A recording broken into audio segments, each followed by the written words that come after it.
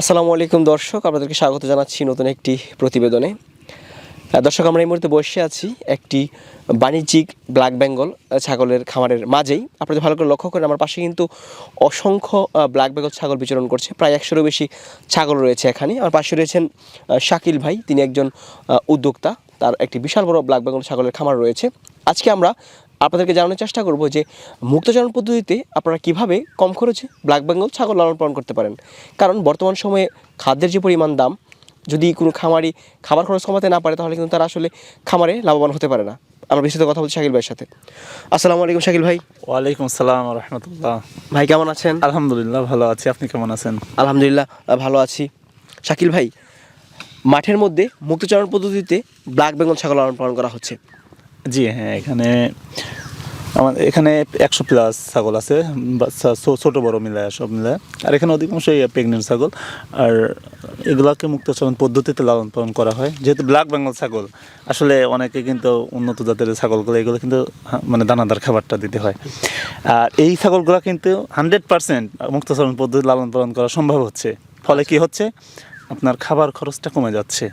একটা ছাগলের পিছনে কিন্তু আমাদের ডেলি কিন্তু 1-1.5 টাকা এনাফ, 1-2 টাকা হয়ে যাচ্ছে। মানে এখানে কোনো খরচ নেই, জাস্ট লেবার খরচ, শুধু দেখাশোনা করা যায় এই খরচটা। তাছাড়া কিন্তু মুক্তচরণ পদ্ধতি যদি লালন পালন করা হয়, এখানে কিন্তু কোনো খরচই নেই। আর এটাকে সারাদিন ঘাস খাইলো, বিকেলে শুধু একটু সাদা পানি দিলেই এনাফ। সকালে কয়টার মধ্যে চলে আসে মাঠে? এটা সকাল, যেদিন আপনার থাকে, যেদিন কুয়াশা থাকে সেদিন একটু বেশি সময় 10টা-11টার দিকে দেওয়া হয়। আর যেদিন কুয়াশা থাকে না, বাইরে রোদ উঠে যায়, ওই সময় আমরা ওই মোটামুটি 8টা-9টা এই সময় দেওয়া হয়। নর্মালভাবে 10টাই বেশি দেওয়া হয়। মানে সারাদিন মাঠে চড়ানো হয়? সারাদিন মাঠে চড়ানো হয়, 3টা-4টার দিকে আবার এরা বাসায় চলে আসে। আচ্ছা, তাহলে কি আমরা বলতে পারি যে বিনা খরচে ব্ল্যাক বেঙ্গল ছাগল লালন পালন করা সম্ভব? হ্যাঁ, চাইলে সম্ভব অবশ্যই, শুধু লেবার খরচ লাগবে। হয়তো কারো যদি 100 ছাগল থাকে, 1টা বা 2টা লোক হলেই এনাফ।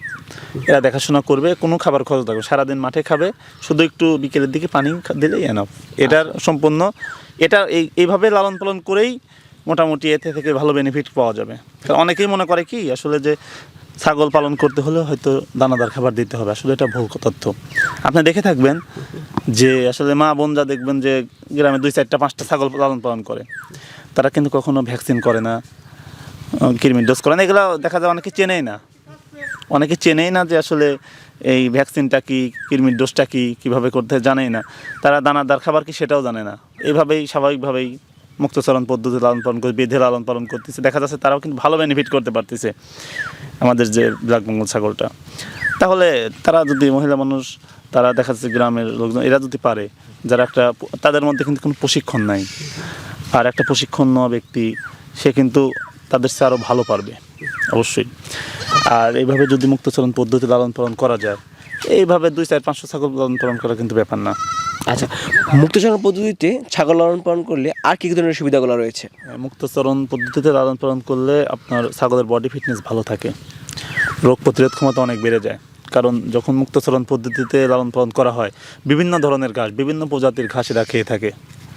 কোনো ওষুধি, এই ঘাসের মধ্যে কিছু ওষুধি গাছ থাকে, বিভিন্ন রকম, মানে বিভিন্ন ভিটামিন সমৃদ্ধ মানে ঘাস থাকে আর কি। বিভিন্ন ধরনের ঘাস খাওয়ার ফলে দেখা যাচ্ছে যে এমনও ঘাস আছে, কোনো ঘাস খাইলে আপনার কৃমিটা মরে যাবে অটোমেটিক, আবার কোনো ঘাস খাইলে আপনার লোমগুলো চকচকে হবে, এরকম অনেক আছে আর কি, জিঙ্ক সমৃদ্ধ যেগুলো। এরকম বাইরের মানে মুক্তচরণ পদ্ধতিতে খাওয়াইলে আপনার এই ভিটামিনের ঘাটতিটা মোটামুটি প্রাকৃতিকভাবেই পূরণ হয়ে যায়। আর এক্সট্রাভাবে তো আমরা তো দেই, যে ক্যালসিয়ামটা মাঝে মাঝে দেই, যখন প্রেগনেন্ট থাকে দেই। আবার আপনার মাঝে মাঝে করি আর কি, বিভিন্ন ভিটামিনগুলো দেই আর কি, বিভিন্ন ক্যালসিয়াম জিঙ্ক এগুলো তো দেই আর কি।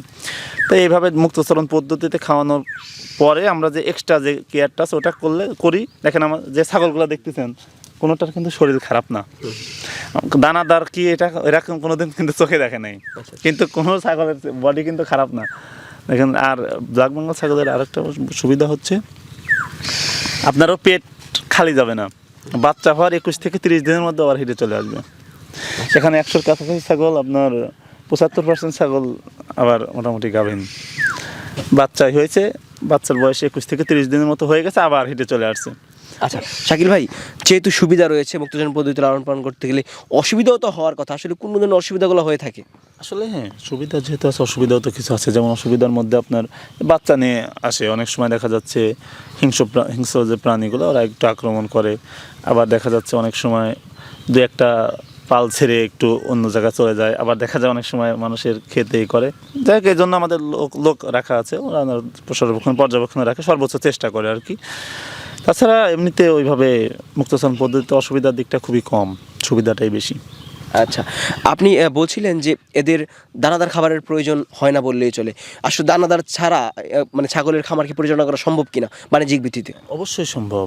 আপনি এই খামারটার দিকে দেখেন, আমাদের এই খামারটার দিকে দেখেন আপনি, এখানে কিন্তু কোনো দানাদার খাবার নাই, কোনো দানাদার খাবার খাওয়ানো হয় না, সম্পূর্ণ প্রাকৃতিক ঘাসের উপর নির্ভরশীল। শুধু ঘাস? শুধু ঘাস, শুধু প্রাকৃতিক এইগুলা, আর কিছু এক্সট্রা যেগুলো কিছু ঘাস লাগানো আছে, এগুলা যেদিন হয়তো বৃষ্টি হলো, ঘাস কম বা চারপাশে হয়তো মুক্তচরণ জায়গা একটু কম, 2-1 মাস এরকম থাকে, বছরে 2-1 মাস থাকে, আবার বর্ষার সময় যে লাগানো যে ঘাসগুলো আছে এই ঘাসগুলো তারা খাচ্ছে। ঠিক আছে, তাহলে মুক্তচারণ পদ্ধতিতে যে কেউ ছাগল লালন পালন করে তার রোগ প্রতিরোধ ক্ষমতাও বৃদ্ধি পেয়ে যায়? হ্যাঁ অবশ্যই অবশ্যই। মুক্তচরণ পদ্ধতিতে লালন পালন করলে রোগ প্রতিরোধ অনেক বেশি। মানে ওরা যে হাঁটাহাঁটি করে, এটা কিন্তু ওদের একটা ব্যায়ামও হয়, শরীরের একটা ব্যায়াম হয়। আবার ঘোরাঘুরি করলে আপনার যে রোগ প্রতিরোধ ক্ষমতা যখনই বেড়ে যায়, তখন কিন্তু যতই আপনার নর্মাল যে ঠান্ডা কাশি এগুলো সহজে ও আক্রমণ করতে পারবে না। আচ্ছা ভাই, ছাগলের কোন সময় ভ্যাকসিন করতে হয় এবং কোন কোন ভ্যাকসিনটা করা উচিত, এবং ছাগলের বাচ্চাকেও কি ভ্যাকসিন করার প্রয়োজন আছে কিনা? আসলে ছাগলের বাচ্চাকে ভ্যাকসিন 3 মাস প্লাস হলে ভ্যাকসিন করা যায়। 3 মাস পিপিআর ভ্যাকসিনটা। আর ছাগলের মূল সমস্যাটাই পিপিআর। ঠান্ডাতে নিউমোনিয়ার যে এগুলো আছে এগুলো ওইভাবে হয় না, ঠান্ডার 2-3 মাস একটু পর্যবেক্ষণে রাখলে হয়, ওই সময় একটা ভ্যাকসিন করলেই হয়। আর আপনার পিপিআর ভ্যাকসিনটা অবশ্যই করতে হবে ছাগল পালন করতে হলে, যে জাতের হোক সেটা। এটা আমরা 6 মাস পর পর করি, 6 মাস পর পর পিপিআর ডোজ করি। আর কৃমির ডোজটা করা হয় বাচ্চা দেওয়ার পরে, বাচ্চার বয়স যখন আপনার 15-20 দিন হয়ে যাবে ওই সময় কৃমির ইঞ্জেকশন করি আমরা। প্রেগনেন্ট অবস্থায় কি ভ্যাকসিন করা যায়?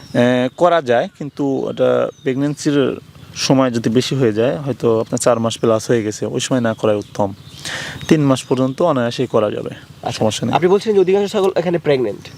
হ্যাঁ, অধিকাংশ ছাগলই প্রেগনেন্ট। আমি কি বললাম, আসলে ব্ল্যাক বেঙ্গল জাত নিয়ে আসলে অত বক্তব্য দেওয়ার দরকার নেই, কারণ বাংলাদেশের মানুষ জানে, শুধু বাংলাদেশ না, যেহেতু এটা ওয়ার্ল্ড ফেমাস একটা ছাগল, সবাই জানে যে আসলে ব্ল্যাক বেঙ্গল ছাগলটার যে গুণাগুণ, ব্ল্যাক বেঙ্গল ছাগলের যে বৈশিষ্ট্যগুলো, আসলে এটা হচ্ছে আপনার এতটাই ভালো একটা জাত। পৃথিবীতে যদি 5টা জাত সর্বোচ্চ, মানে প্রথম সারির 5টা জাতের মধ্যে ব্ল্যাক বেঙ্গল ছাগলটা কিন্তু একটা। এটা বাচ্চা উৎপাদনের জন্য মূলত সেরা, ঠিক আছে, সাথে চামড়া এবং মাংসের জন্য সেরা। যেহেতু বাচ্চা উৎপাদনের জন্যই সবচেয়ে সেরা ধরা হয়, সেজন্য এটা হচ্ছে আপনার বাচ্চা দেওয়ার পর আপনার মোটামুটি 3 থেকে 4 সপ্তাহের মধ্যে পুনরায় আবার হেঁটে চলে আসবে। আপনার 13 থেকে 14 মাসের মধ্যে ও 2বার বাচ্চা দিবে, এটুকু স্বাভাবিক, এটা আসলে গল্প করার কিছু না। আচ্ছা শাকিল, আপনার এখান থেকে ছাগল বিক্রি হয়? হ্যাঁ, আমরা তো মূলত এগুলাকে বিক্রি করি। আচ্ছা, এগুলো তো আমরা 12 মাস ভাবে রাখি না, আমরা খামারে 2-4 মাস রেখে, পর্যবেক্ষণ রেখে, এগুলাকে ভ্যাকসিনেশন করে, কৃমির ডোজ কমপ্লিট করে, একদম আমাদের মূল বিজনেসটা এরকম খামার উপযোগী করে। এখন আপনি যদি হাটে থেকে ছাগল কেনেন, একটা খামারি এখন হাট থেকে যদি ছাগল সে কেনে, দেখা যাচ্ছে হাটে 2-1টা ছাগলের যদি কোনো সমস্যা থাকে, দেখা যাচ্ছে সবগুলাই অ্যাটাক করে ফেলবে, তখন সে ক্ষতিগ্রস্ত হয়ে যাবে। আমরা এই কথাগুলো বিবেচনা করি। আবার অনেক সময় অরিজিনাল জাতটা কিন্তু পায় না, অরিজিনাল ব্ল্যাক বেঙ্গল ছাগল বাংলাদেশে অ্যাভেলেবল না, এগুলো কিন্তু পায় না। আমরা যেটা করি, আমরা খামারিদের সুবিধার্থে যেটা করি, আমরা 200-400 ছাগল একদম আমরা 2-3টা শেডে উঠাই এগুলাকে করি কি, আমরা মানে হাই কোয়ালিটি ফুল, আমাদের কিন্তু কোয়ালিটি ফুল ছাড়া কিন্তু আমরা ছাগল বিক্রি করি না, কারণ খামার উপযোগী যেগুলো, খামারে গিয়ে ও ভবিষ্যতে ও বংশ বিস্তার করবে। কয় জাতের ছাগলগুলো পাওয়া যায় আপনার? 2 দাঁত, 4 দাঁত, 6 দাঁত এরকম ছাগলই বেশি পাওয়া যায় আর কি। তাই এই ছাগলগুলোকে সংগ্রহ করার পরে আমরা 15 দিনের মধ্যে কৃমির ডোজ করে, তারপরে কিছুদিন পরে যখন পিপিআর ভ্যাকসিন করি, পিপিআর ভ্যাকসিন করার পরে ও কিছুদিনের মধ্যে মানে পরিবেশের সাথে মিশে খামার উপযোগী হয়ে যায়। খামার উপযোগী যখন হয়ে যায়, তখন এগুলা সারা বাংলাদেশে এটা চলে যায় বিভিন্ন খামারে আর কি এগুলা। আচ্ছা, যদি কেউ ছাগল নিতে চায় অবশ্যই ভালো মানের ছাগল দেবেন ইনশাল্লাহ। অবশ্যই আমরা দীর্ঘদিন যাবত এগুলা নিয়ে কাজ করে আসতেছি, সর্বোচ্চটা দেওয়ার চেষ্টা করছি, আলহামদুলিল্লাহ দিয়েছি আলহামদুলিল্লাহ। আমার সারা বাংলাদেশে কম বেশি প্রায় 100-র উপরে খামার আছে, আচ্ছা ঠিক আছে, যেগুলো আমার হাত দিয়ে করা।